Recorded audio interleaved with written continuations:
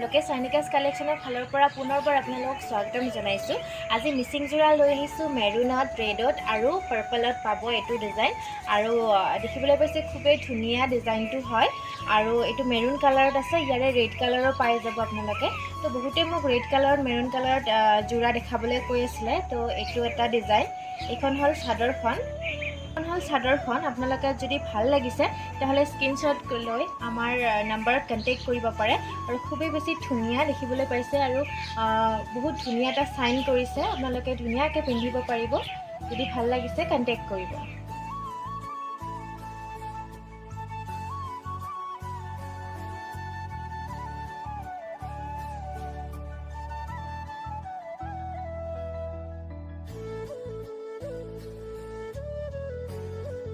কাপোৰযোৰ ৰঙাত আনিছোঁ আৰু এইটো অকণমান বেলেগ ডিজাইন আগৰযোৰতকৈ। আৰু এইখন হ'ল চাদৰখন। ইয়াতে চেল্ফ পাৰি থাকিব, আপোনালোকে দেখিবলৈ পাইছে। ইয়াতে চেল্ফ পাৰি দিয়া হৈছে আপোনালোকে, আৰু এক্সট্ৰাকৈ পাৰি লগাব নালাগে। বহুত ধুনীয়া ৰেডত আছে এই চাদৰখন, বহুত বেছি ভাল লগা। আপোনালোকৰ যদি ভাল লাগিছে কণ্টেক্ট কৰিব।